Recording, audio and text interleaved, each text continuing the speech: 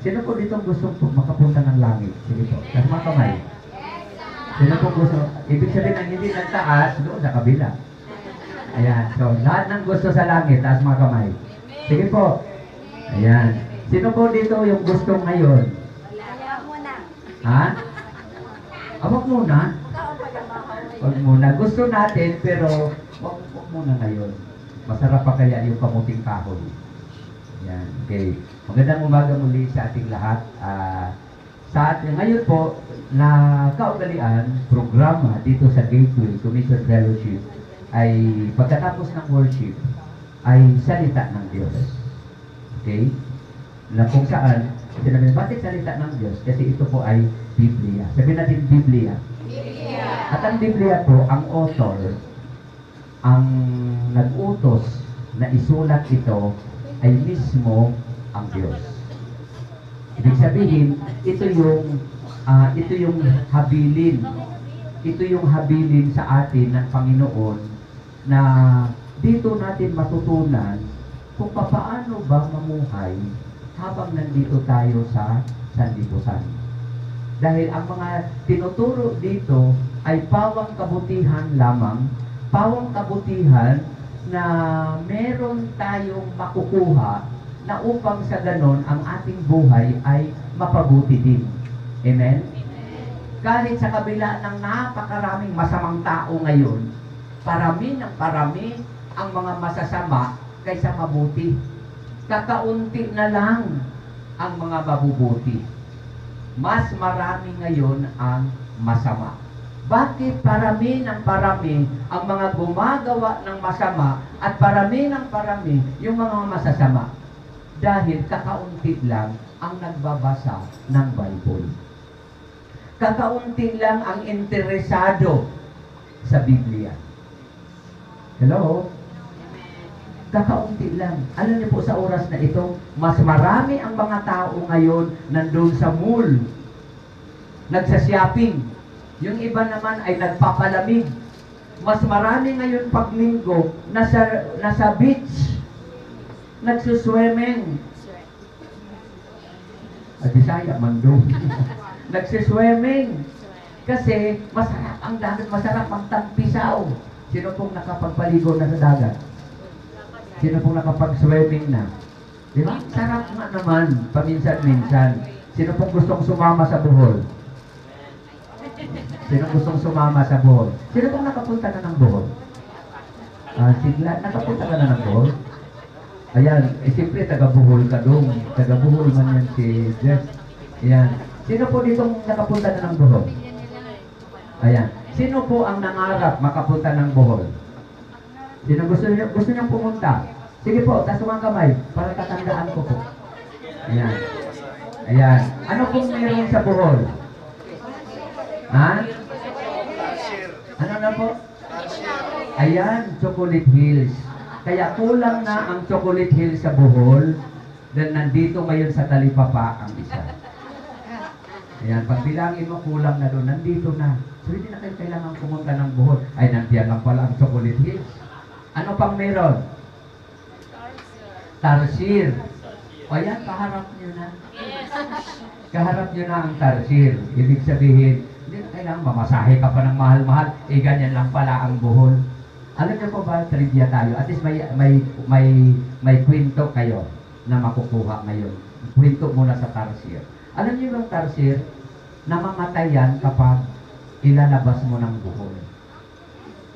Namamatay, nagpakamatay sila, yung Tarsier. Kakaunti na lang, endangered species ang Tarsier. Kakaunti na lang ang mga Tarsier ngayon. Kakaunti na lang kami. Alam nyo, namamatayan, mayroong Hapon na bumili ng isang Tarsier, dadalhin niya sa Japan. Pagdating sa airport, nagpakamatay ang Tarsier. Sa Bisaya, ayaw niya nang huminga at nanigas na ang Tarsier. Bakit? Ayaw niyang lumabas ng Bohol. Ang tawag po doon ay habitat nila ang Bohol. Ayaw nila sa ibang lugar, talagang sa Bohol lang. Ako lang ang nakasurvive. Ako lang ang nakalabas na hanggang ngayon ay buhay. Diba?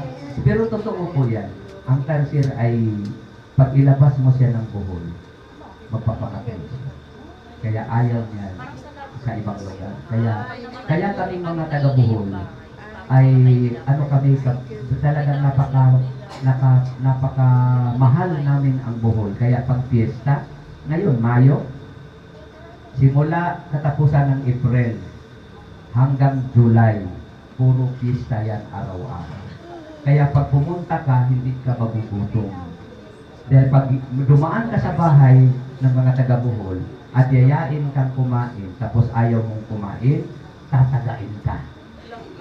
Ba't ayaw mong kumain? Sabi sa salita sa amin. Ba't ayaw mong kumain? Patigbas ka? Pataga ka? Dahil yun ang kultura. Kaya ang buhol ay lulubog yan siya kapag Mayo kasi maraming fiesta. Napakahilig namin sa fiesta. Reunion. Kaya ako ipupunta doon, mamingista din ako. Ayan, next week, ang flight ko po sa Bohol. Sino pong sasama? Ha? Sama ka, Nay? Sige, pag-usapan natin yan. Ayan. Okay po. Kasi po, mga kapatid, ang atin pong pag-usapan ay tungkol po sa isang tao na kung sino siya dati at ano siya ngayon. Lahat tayo may pinanggalingan. Amen? Ako ay galing ng Bohol. Taga-Bohol po ako at nandito ako ngayon. Ang pangalan ko po sa amin dati ay, ang tunay ko pong pangalan ay Lauro. Dahil parang magkukulam ang tunog, parang napakatanda na pangalan, parang nahihiya ako pag tinawag ako, nung elementary ako, Lauro! Parang magbuhula na parang kulto na parang luma na pangalan. Kaya pagdating ko ng high school at college, pinalitan ko. Ginawa ko ng Larry. O, di ba? Parang foreigner na ang dating. So, parang pangkabataan na. Ina ako ngayon sa mga millennials. O, Larry Boy. O, wow, lalo pang ganda pa ng boy. Larry Boy, abunda. O, yung ganda. Okay. So, pinaganda. Na ngayon, nung nagbasa ako ng Bible, may ganun din pala sa Bible. Na ang mga tao din pala, dati silang ganito masama, ganito ang pangalan nila. Tapos, nung siya ay binago ng Diyos, pinalitan ang pangalan niya. At ang pag-uusapan po natin ngayon ay si Pablo. Sabihin na po natin, Pablo. Di ba parang luma din? Pablo. Alam niyo po ba ang pangalan niya dati ay Saulo? Sabihin natin, Saulo. Siya ay dating Saulo na ngayon kilala siya sa pangalang Pablo. Di ba pag nagmisa si Father, ang ating ebanghelyo ngayon ay mula sa sulat ni Apostol Pablo. Pero hindi kinukwento ni Father kung sino yan si Pablo. Sino yung Pablo? Kapitbahay ko ba yan? Pakialam ko ba sa buhay niya? Diba? Anong pakialam ko sa kanya? Wala tayong pakialam sa kanya kung tutuusin. Kasi buhay din niya yun eh. May kanya-kanya tayo ng buhay. Ang pakialaman ko, yung buhay ko. E paano pakialaman ko pa yung buhay niya? Diba? Pero yung mga marites, mga buhay ng may buhay, diba? Diba? Pag dumaan yung kapitbahay, alam mo si ano yan. Alam mo, boyfriend niya ni ganito. Alam mo, may anak na yata. Nagsabay lang, may anak na. Hindi, panglima na nga yan eh. Grabe ang kwento, no? Kapag buhay ng may buhay ang pinag-usapan, ang sarap. Bakit hindi na lang pag-usapan natin paano tayo kumita? At paano tayo umasinso? At paano tayo pagpalain? Paano tayo mapalapit sa Diyos? Amen po ba? Ipalakpakan natin si Lord. Lahat ng mapalapit sa Diyos, palakpakan kamay. Ayan. Pag-usapan natin ngayon, si Saulo na naging Pablo. Okay, tingnan po natin. Acts chapter 9, verses 1 to 19. Tingnan natin, makikita po natin ito sa aklat ng mga gawa. Yung tungkol sa kanya, sa buhay niya. Dito natin pag-usapan natin sino siya noon at ano siya ngayon. At meron tayong kapulutan ng aral tungkol sa kanyang buhay. na maaaring maihambing din natin sa ating buhay sa pangkasalukuyan. Amen po ba? Amen. Na siya ay magiging salamin na paano siya binago ng Diyos. Anong buhay meron siya dati at ano na siya ngayon. Na bakit siya ay kilala na naglilingkod sa Diyos at siya ngayon laging pinag-usapan sa mga simbahan, naririnig natin sa mga mesa, naririnig natin sa mga Bible study. Sino ba yan? Di ba? Ngayon kasi mas marami pang kilalang artista kaysa kilala na mga tao sa Biblia. Mas kilala pa si James Reid, mas kilala pa si Sharon Cunita, kaysa mga tao sa Bible. Hello? Okay po ba yun? Nasunod po natin? Ayan. Ngayon, kahit papanay sino ba ito si Saulo? Tingnan po natin. Acts chapter 1. Chapter 9, verses 1. Magsimula sa 1 hanggang 19. Okay. Okay. Sabay-sabay. Basa po tayo dito. Sige, tingin po tayo. Ready? Begin. Meanwhile, Saul was still breathing out of murderous threats against the Lord's disciples. He went to the high priest and asked him for letters to the synagogues in Damascus, so that if he found any there who belonged to the way, whether men or women, he might take them as prisoners to Jerusalem. As he neared Damascus on his journey, suddenly a light from heaven flashed around him.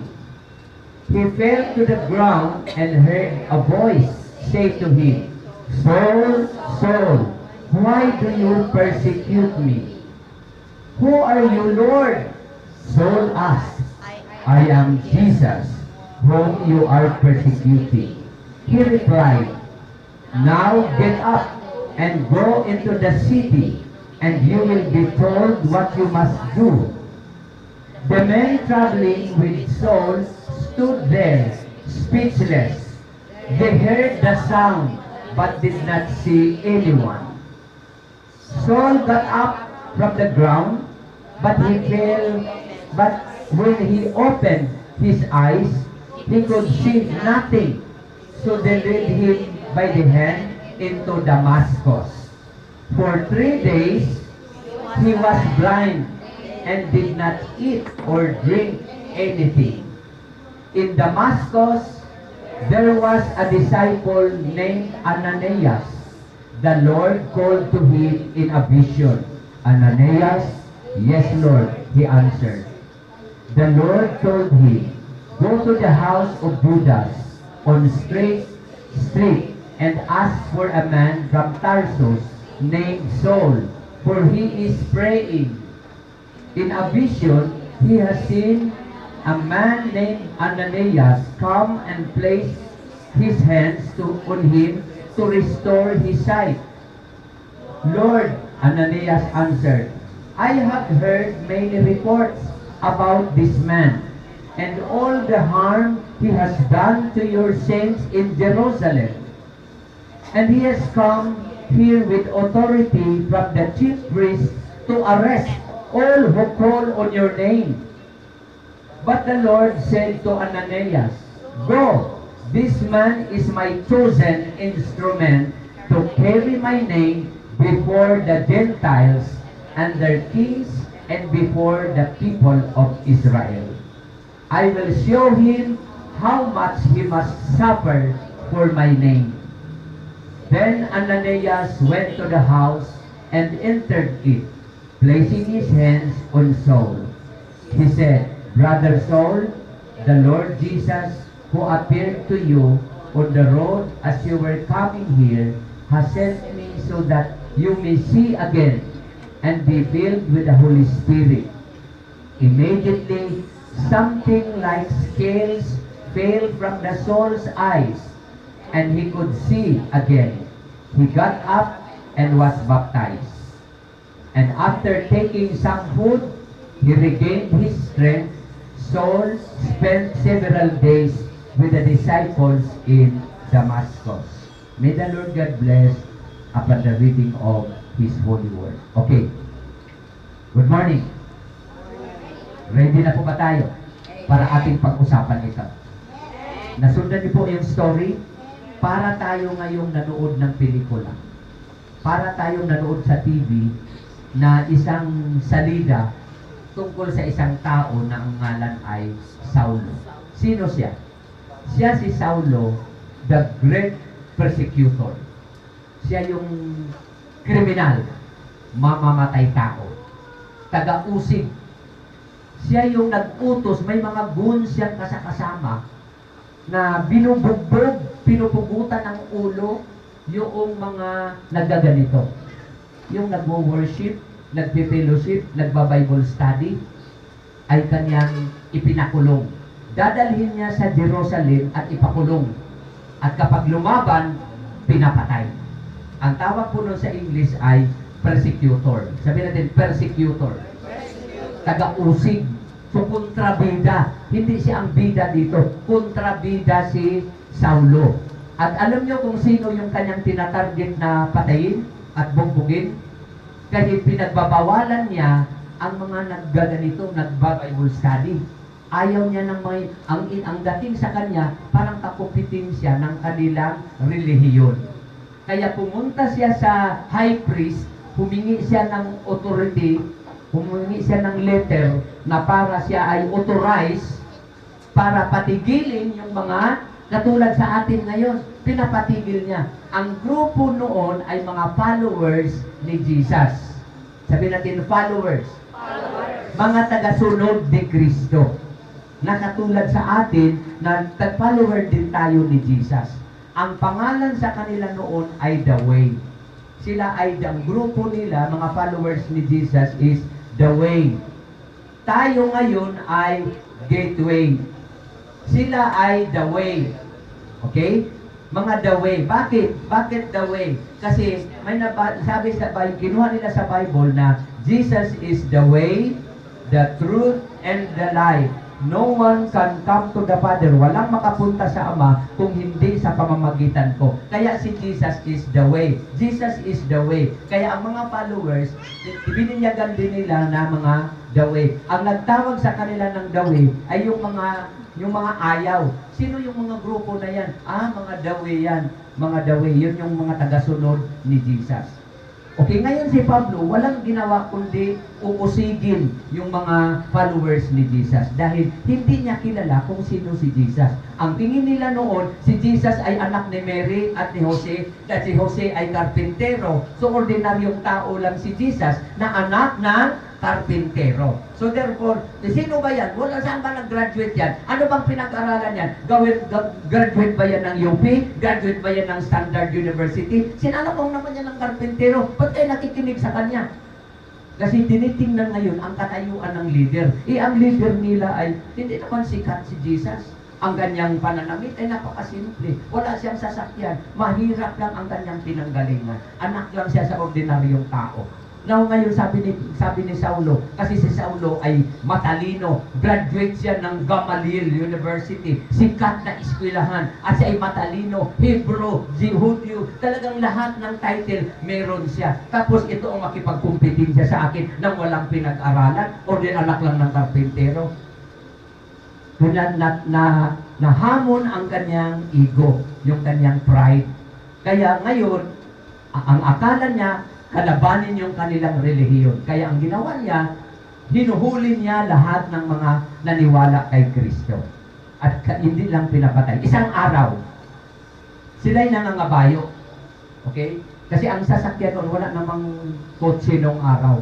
Sila'y nangangabayo. At ang kanyang kalye na dadaanan ay, ang pangalan ay Damascus. Sabi natin Damascus. Sa lugar ng Damascus, habang nangangabayo siya, kasama niya yung kanyang mga goons, yung kanyang mga bodyguard. Okay? Mga alalay niya na kompleto ng armas. May mga espada. At sino ang hinahanap nila? Yung katabi mo. Yung hinahanap nila, yung katulad sa atin na kumakanta-kanta ng mga, kumbaga ngayon, ang tinatawag sa atin ay mga born again. Noon ang tawag is the way. Pero ngayon, iba naman ang tawag, mga born again. Kapag taas-taas ng kayo, mga parang mga baliw, nagsayaw-sayaw, ganyan-ganyan. Tapos, kanyang pinapatigil. Habang sila ay marami na siyang pinatay, marami na siyang napakulong, parang sumagad na. Parang nakakuta ka na sa ulo ah. Ang dami mo nang napakulong, ang dami mo nang napatigil na gawain. Habang nangangabayo, mabilis ang takbo nila. Papunta sila, naghahanap ng mga nagba-Bible study. Naghahanap sila ng mag-worship. Habang tumatakbo ang kabayo, biglang may liwanag na nakita si Saulo. At narinig niya ang tinig. Ano ang tinig? Nasa impapawid ang tinig. Wala silang nakita, pero naririnig ang magdumadagundong na boses. At ano ang sabi? Saulo, Saulo, bakit mo ako inuusin? Bakit mo pinapatay ang aking mga alagad? Napatingala ngayon si Saulo. Sino ka, Panginoon? Sino ka?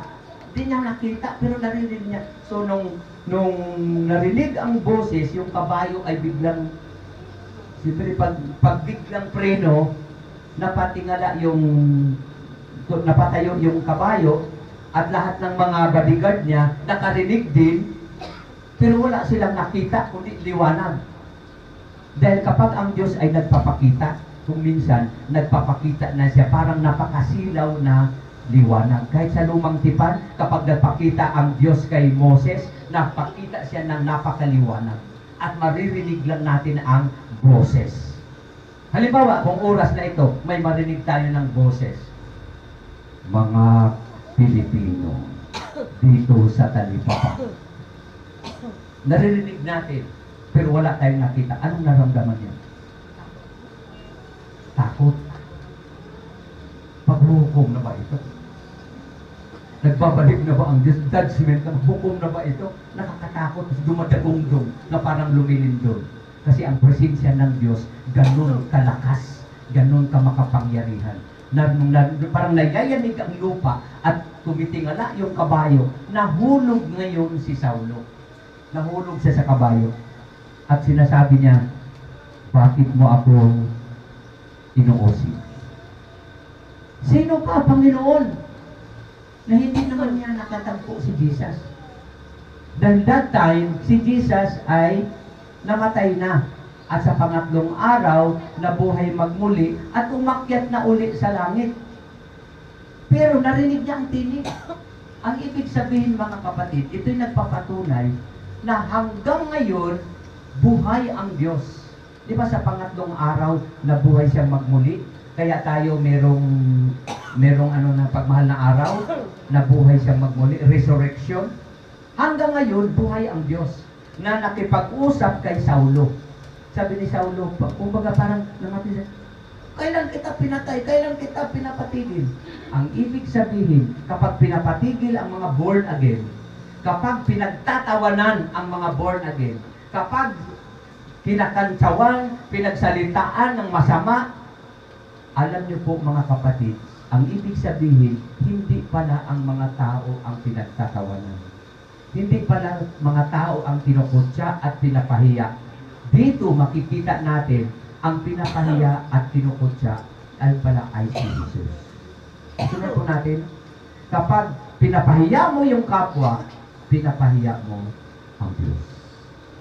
Kaya sabi ngayon, nung nahulog na si Saulo, pagdilat ng mata niya, hindi na siya nakakita. Wala na siyang nakikita kahit katiting na aninag. At si Saulo ay nagbulag. On the spot, si Saulo nagbulag. O paano pa siya ngayon magpatuloy sa kanyang pagiging kriminal? Bulag na siya. Kaya ang ginawa ng mga bodyguard niya, inalalayan siya. At nagsalita ngayon yung tinig, ang Holy Spirit. Sabi ng Holy Spirit, pumunta ka sa isang lugar na nandoon, hanapin nyo ang pangalan ng Ananias. Pagdating niya doon, 3 araw siya nandoon, bulag. At si Saulo ay nagdasal, Panginoon, patawarin niyo po ako. Nagsisisi siya ngayon. Napatunayan ngayon ni Saulo na totoo ang Diyos. Na hindi pala ito kathang isip lamang, hindi lang pala ito ay relihiyon, kundi totoo pala. Yung pagpupuri pala ng mga born again, yung pagsasamba pala, sagrado pala yun, banal pala yun, na kailangan palang igalang.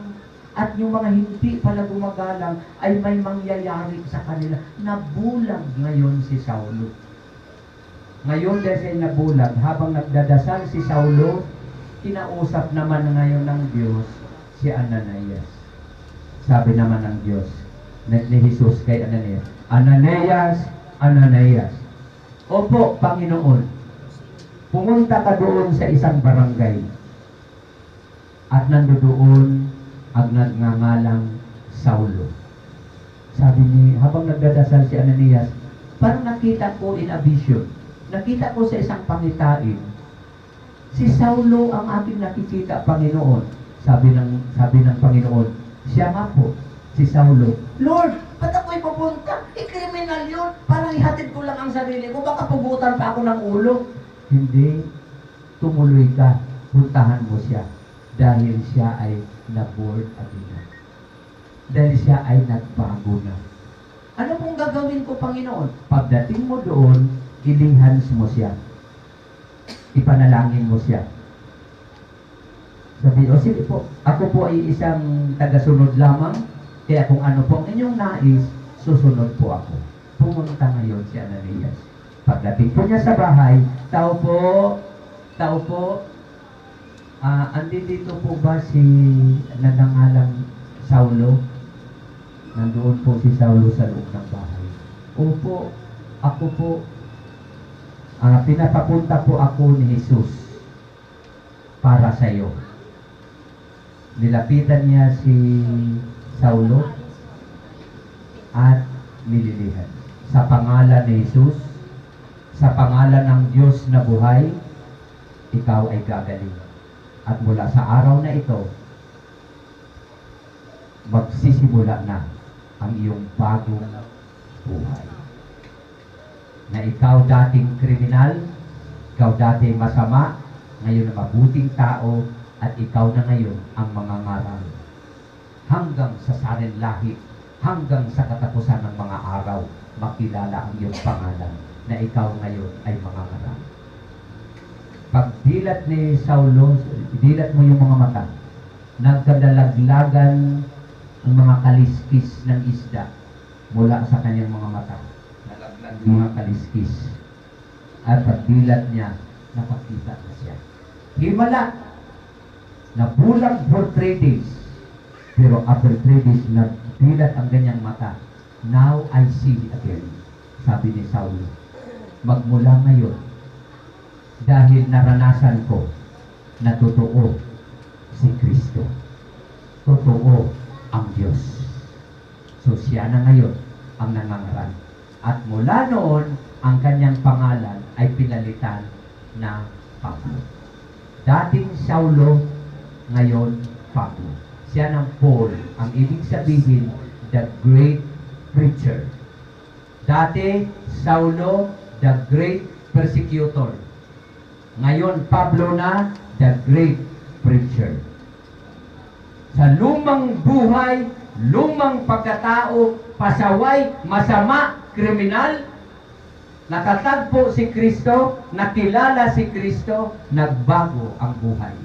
Siya ngayon ay nangangaral. At hanggang ngayon, ating nababasa ang kanyang mga sulat ni Apostol Pablo. Hanggang ngayon, siya ay ginagamit ng Diyos at napakinabangan natin, natutunan natin ang pagkakilala ni Kristo. Hindi lamang sa kanyang natutunan sa isip, kundi sa kanyang personal na karanasan. Naranasan niya ang Diyos. Maraming mga tao saka na maniniwala kapag naranasan. To see is to believe. Pero sa Diyos, believe and you will see. Maniwala ka at ikaw ay makakita. Nung naniwala si Pablo, nakita niya ang Diyos. Nakilala niya ang Diyos. Totoo! Totoo na may Diyos! Totoo mga kapatid na mayroong Diyos dahil hindi ko lang nabasa, kundi naranasan ko. At mga kapatid, ito ang dahilan bakit tayo ay nakarinig ng salita ng Diyos. Hindi lamang para matutunan natin na may bersikulo, may kapitulo, bersikulo, kahit sa TV, may kapitulo, bersikulo sa Biblia, hindi lamang po hanggang doon. Kahit ang dami mong alam na bersikulo, kung hindi mo naman nararanasan ang Diyos, wala din. Parami ang kaalaman sa utak, nakipagdebate, ang daming alam sa bersikulo, pero ang buhay hindi naman nagbago. Ang purpose ng Diyos, bakit ang salita niya, iniwan niya sa atin, para pag natutunan natin, may mangyayari sa buhay natin. May pagbabago, may pag-aasinso, dahil ngayon nakilala ko ang Diyos. Dati hirap na hirap ako. Ultimong sardinas, hindi ako makabili. Hirap na wala akong sapat. Wala akong ganito. Wala akong sasakyan. Wala akong sariling bahay. Kahit anong pagsisikap ko, ginawa ko namang lahat. Trabaho dito, trabaho doon. Lagi na akong nag-overtime. Pero hanggang ngayon, wala pa rin. Hindi ka ba nagtataka? Bakit kaya? Walang problema sa kasipagan. Walang problema sa dasal. Naniwala din naman ako ng Diyos. Pero bakit hanggang ngayon hindi pa rin ako gumagaling? Bakit hanggang ngayon parang hinahabol-habol ko pa rin yung pera? Bakit hanggang ngayon sikap ng sikap, parang ang hirap kong abutin ang aking mga pangarap? Bakit ang iba ang dali-dali lang? Bakit ang iba hindi naman kasing yaman, pero bakit sila'y masaya? Naranasan mo ito isang araw na kung seryoso kang nakaupo, tingnan mo yung mga anak mo. Kung minsan wala kang maibigay na baon. Kung minsan bayaran ng kuryente, bayaran ng bahay, bayaran ng tubig, bayaran ng ang dami kang pangangailangan. Isang araw, sino ang iyong lalapitan? Isang araw, naghanap ka ng Bombay. Isang sa oras ng gagipitan, Bombay ang malalapitan. Pag wala ng Bombay, paano na? Pag nandiyan naman si Bombay, umiiwasan mo na kasi may utang ka na. Hindi mo na makasalubong. Bakit ganito ang buhay? Lord, ito ba ang buhay na gusto mo sa akin? Ito yung buhay na hindi ko naman ito pinapangarap. Hindi ko nangarap na maging mahirap. Tapos mga kamay. Ang pangarap mo ba, gusto mahirap? Ginusto mo ba? Ginusto ba natin? Sino ditong may bahay? Sariling bahay. Tapos mga kamay. One, may sariling bahay. Isa lang? Dalawa? Brother Joe, wala kang bahay? Ha? Anong upahan? Ikaw, Ate Esther. Ay, akala ko yung taga-Forbes Park, ha? Kasi ang ganda ng headband mo, ate. Halata ba tayong nangupahan? Hindi. Yeah. Halata ba akong Hindi, kasi pakurma ka eh. mayaman? Sa kurmahan. Sino pong gustong yumaman? Sino gustong mabago ang buhay? Kasi mga kamay. Kapag parang hirap kang magtaas, hirap din ang pag-asinso. Ganon yun eh. Kung anong action mo, yun yung sinusundan ng kapalaran. Yun yung sinusundan, yung gesture mo kung tawagin, yung action mo, yun po yung bang gusto mo talagang, sino po ditong gustong sumigaw ng pagod ka na sa ligaw? Pagod ka ng nangupahan. Gusto mong yumaman. Amen!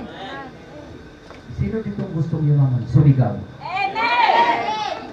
Sino ditong gustong umangat ang buhay? Amen! Sino ditong gustong pagpalain ng Diyos? Amen!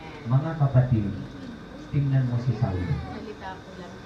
Sa isang, nung kinakatagpo siya ng Diyos, doon niya naranasan, ibinaba yung kanyang yabang.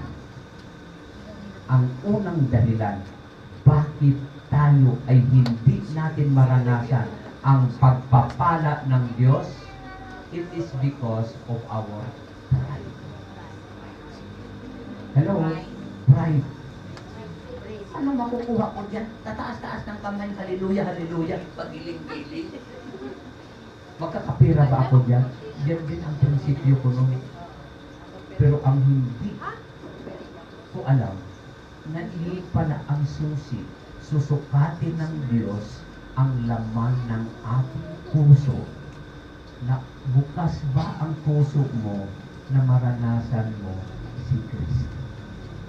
Dahil kapag bukas ang puso mo, doon ang Diyos magsimula ng totoo at tunay na pagbabago. Amen? Yung pera, sisiw lang yan. Sisiw lang yan sa Diyos. Gaano man, mali-malita man yung mga trilyones, malita-malita man yung pinagnanakaw nila, sisiw lang yan. Bakit? Ang Diyos ang may-ari ng lahat ng bagay. Langit at lupa, ang Diyos ang may likha. Lahat ng bagay nakikita natin sa paligid, galing sa Diyos. Hello, sundan po natin. Yung mga ibon, mga bulaklak, lahat, dagat, langit, at lahat, at maging yung katabi mo, ang Diyos ang may likha. Palakpakan po natin ang Diyos. At nung nilikha yung katabi mo, sa tingin mo, busy si Lord? Sa tingin niyo ba, busy si Lord? Kasi kapag busy, nagmamadali. Yan ang madali ba yung mukha ng katabi mo?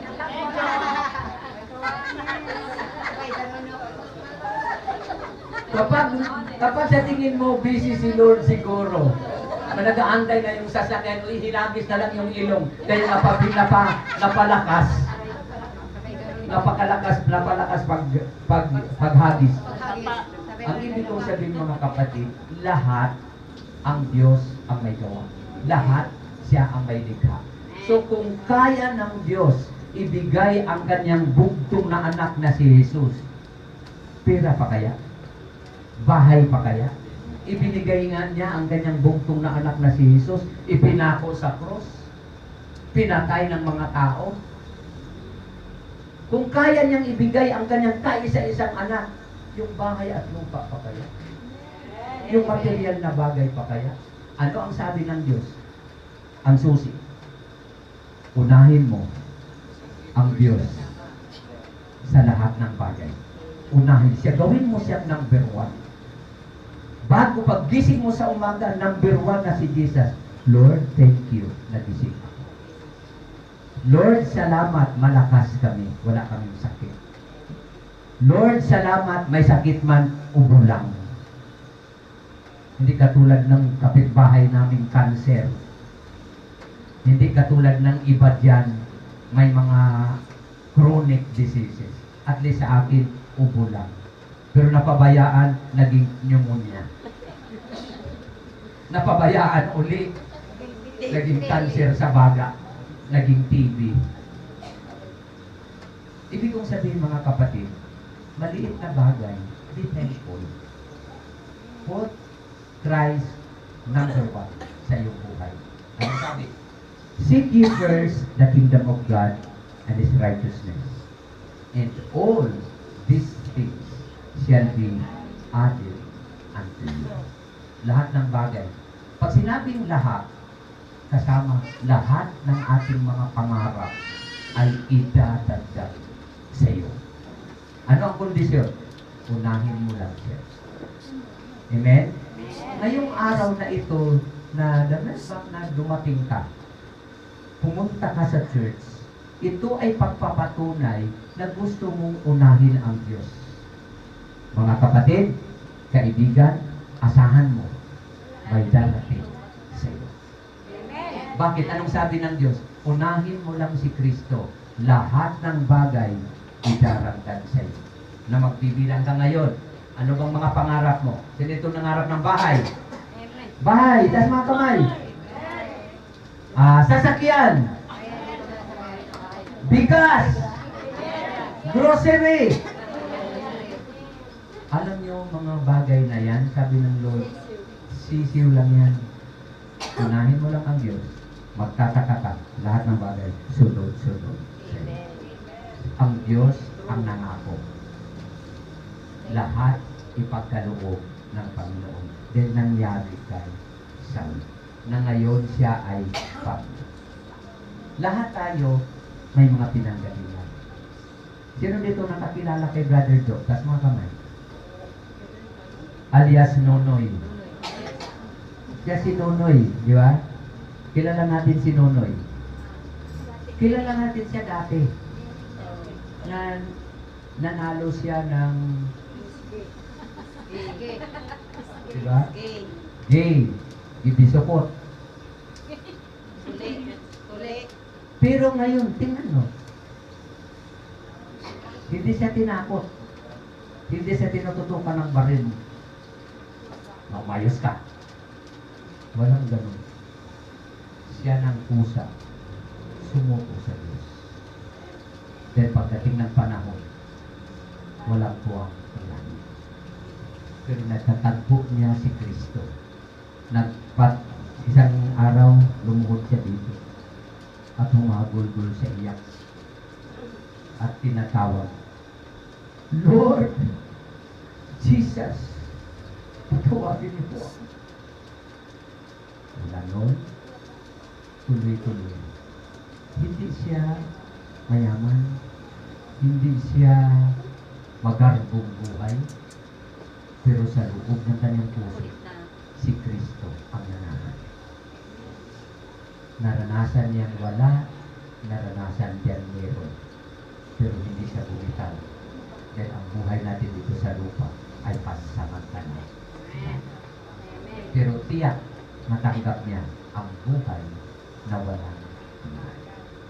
At yun ang pinaka kayamanan na walang kaparis. Walang katumbas. Ang sabi ng Bible, aanhin mo, maanggid mo ang buong sanlibutan. Lahat ng kayamanan meron ka. Pero laglag ang iyong kaluluwa sa Espiritu. Aanhin mo yung mali-malitang mga dolyaris. Aanhin mo yung mga eroplano at mga sasakyan, mga ari-arian na inaangkin ng mga manggagahaman. Aanhin yun. Pero naghihintay ang impyerno. Kaysa buhay na walang hanggan na dapat tayo ay meron. Mga kapatid, sa oras na ito, nais ng Diyos makatagpo mo ang Panginoon. At ito ang bagong simula. The new beginning of my new life with Christ. Tulad ni Pablo, huwag natin hintayin na malaglag tayo sa kabayo, malaglag sa hagdanan, masunugan ng bahay, mamatayan ng anak, mamatayan ng mahal sa buhay, doon pa magkukumaog at magsisisi. Ang tawag po doon mga kapatid is turning point. Sukdulan na ang tao kasi hanggang hindi makukuntog, hindi siya magbago. Pag walang matinding nangyayari sa buhay, tsaka na siya magsisisi, tsaka na siya magbago. Bakit kailangan pa nating antayin yung mga seryosong pangyayari sa buhay bago tayo mamulat sa katotohanan na ang buhay pala ay galing sa Diyos at babalik din tayo sa Diyos? Huwag na natin hintayin ng katulad ni Pablo na bulag muna bago siya nagbago. Huwag nating antayin na seryoso munang nangyayari bago tayo magsisisi at babalik kay Kristo. Mga kapatid, ngayon ang tamang panahon. Ngayon ang tamang pagkakataon. Huwag kang mag-alala sa mga bagay na iniisip mo. Dahil nangako ang Diyos, tatagpuin niya ang lahat, idaragdag sa iyo sa kanyang takdang panahon. Hallelujah. Amen. Namuko po natin mga ulo. Let us bow down our heads. Sa oras na ito, mga kapatid, be sincere. Diyos buhay. At nangusap siya sa atin. Isang araw, haharap tayo sa Kanya face to face. Isang araw, tatawagin tayo ng Diyos. Isa-isa. Haharap tayo ng pasulit. Hindi tayo tatanungin kung magkano na ang naipon natin sa lupa. Hindi tayo tatanungin gaano kaganda ang ating tahanan. Hindi tayo tatanungin kung nakamagkano ka na kayamanan sa lupa. Ang kanyang hinahanapin, meron ka bang relasyon, personal na relasyon kay Kristo. Habang nakayupo po tayo, nais mo ba na maranasan ang Diyos? Itaas mo lang iyong kamay. Nais mo bang makilala ng lubusan si Kristo? Nais mo bang maranasan ang kabutihan ng Panginoon? Kung oo, itaas mo lang ang kamay mo at nakita ka ng Diyos. Huwag mong ikahiya ang Panginoon. Kalimutan mo ang iyong sarili, kalimutan mo muna ang mga bagay-bagay. Sa oras na ito, ang isipin mo ang iyong sarili sa harapan ng Diyos. Nais mo bang matiyak na meron kang buhay na walang hanggan? Nais mo bang matiyak na magkaroon ng kaayusan, pagpapala? Nais mo bang maranasan na totoo ang Diyos sa ating buhay? At dito magsimula na magbago. Hindi tayo kasing sama ni Saulo. Hindi tayo kasing sama sa mga tao diyan sa labas. Kung minsan iniisip natin, mabait tayo. Mabuti tayong tao. Pero mga kapatid, ang nais ng Diyos, maranasan natin kung sino siya sa ating buhay. Sumunod po kayo sa panalangin.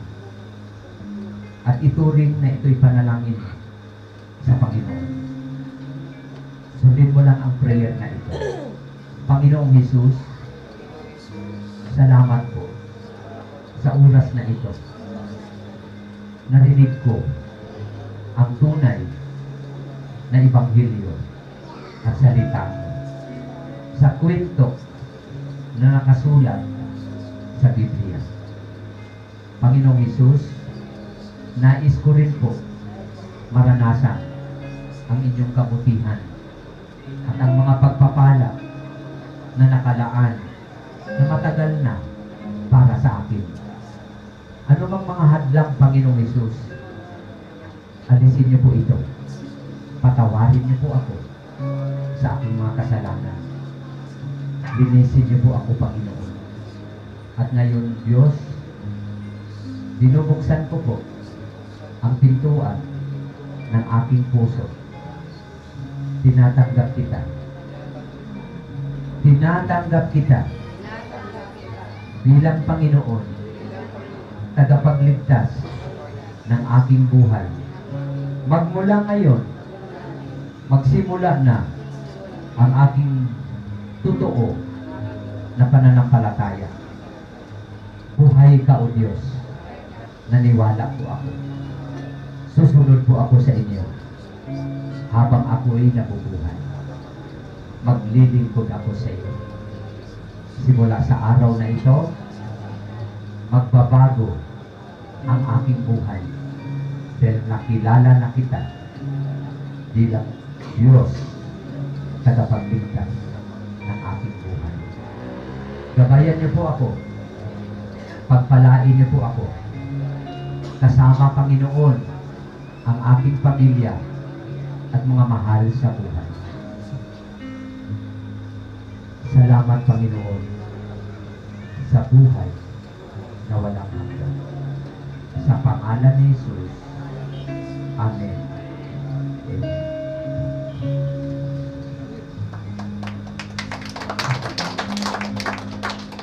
Mahal kita. Walang hanggan ang iyong biyaya. Buong buhay, hawak mo ang iyong kamay. pagmulan hanggang sa pag-ibig. Aawitin ko ang kabutihan ng Diyos. Dahil na tayo tumayo, ika'y tapat sa habang buhay. Ika'y mabuti magpakailanman. At ako'y Buhay, awitin mo ang kabutihan ng Diyos. Ang tingin mo, siyang gabay sa kadiliman, at nariyan ka sa gitna ng kaguluhan. Ika'y aking kaibigan, O Diyos aking Ama, at ako'y buhay sa kabutihan ng Diyos. Ika'y tapat sa habang buhay. Ika'y mabuti magpakailanman. At ako'y ay nabubuhay. Aawitin ko ang kabutihan ng Diyos. At ako'y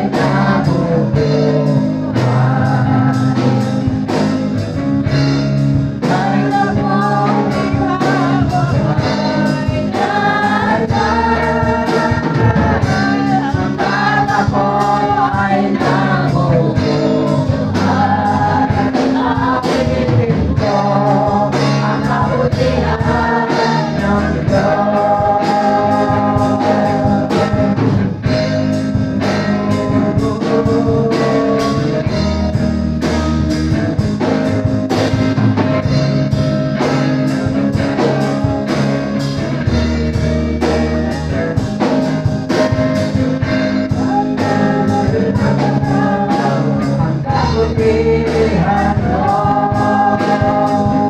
kailan mahit ang babago, ang kabutihan mo. Ngayon iaalay mo lahat para sa'yo,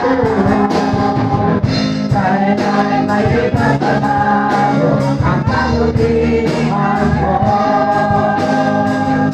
Kailan mahit ang babago, ang kabutihan mo. Kailan mahit ang babago, ang kabutihan mo. Iaalay ko lahat para sa'yo.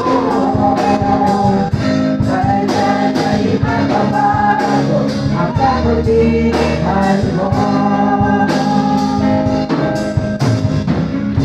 Taas po natin ang ating mga kamay. Lahat po ng ating mga kamay, mga kapatid, taas po natin. Nakatingin sa iyo ngayon ang Diyos. Nakatingin sa iyo ang Panginoon. Maraming mga panahon na umiiyak ka. Sa gabi, ikaw ay nagdadasal. Nanalangin para sa katuparan ng ating mga pangarap. Sa mga pagsubok na ating pinagdaanan. Kaibigan, sa oras na ito, dininig ng Diyos ang iyong mga dasal. Dininig ng Panginoon ang ating mga panalangin. At sa oras na ito, niyayakap ka ng Diyos. Niyakap ka ni Jesus. Nais niyang maranasan mo ang kanyang pag-ibig. Nais niyang maranasan ng iyong pamilya ang masaganang buhay na matagal mo nang pinapanalangin. At ngayon, kaibigan at kapatid, congratulations. Dahil mahal na mahal ka ng Diyos. pinagpala ka ngayon ng ating Panginoon.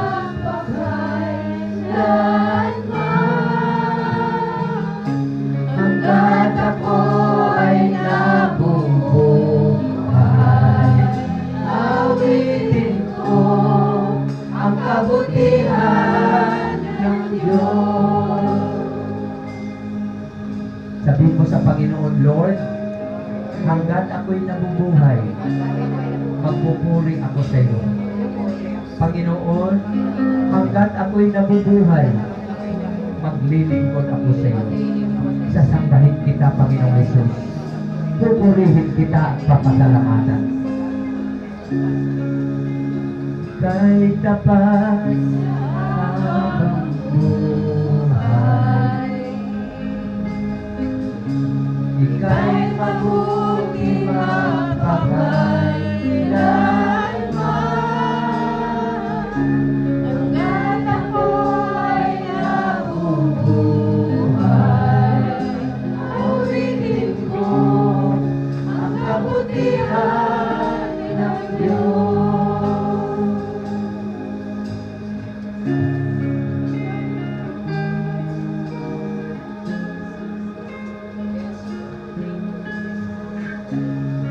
Patuloy mong damhin ang presensya ng Diyos sa oras na ito. Kaibigan, sinasabi ng Diyos sa iyo ngayon, anak, mahal kita. Matagal na kitang hinihintay. Ang pagkakataong ito ay plano ng Diyos para maranasan mo ang presensya ng Panginoon. Hallelujah.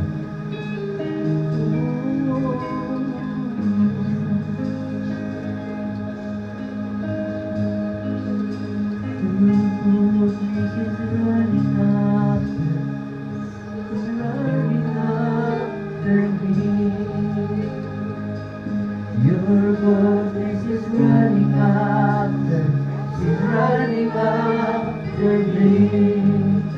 When my life laid down, I surrender now. I give you everything. Your goodness is running after me. Your goodness is running after me. Thank you, Lord.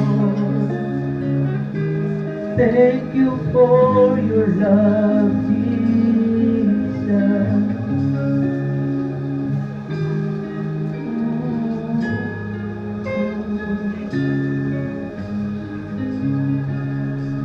Sino dito? Surrender your life to Jesus. Taas yung kamay. Surrender your life to Jesus. Sabihin nyo, Panginoong Jesus, I surrender my life to you. Sa pangalan ni Jesus. Amen. Amen. Palapakan po natin ang Diyos. Okay? Kamayan mo yung katabi mo. Okay? Kamayan mo yung katabi mo. Sabi mo, God bless you. God bless you. Sige po, God bless you. Pwede mo yung umalis sa upuan nyo. Sino yung gusto mong pagpalain? Lapitan mo yung gusto mong sabihan mo ng God bless you. Ay, meron dito. Pwede mo yatapin. Dapat sa Diyos dito. Sabi mo, God bless you. God bless you.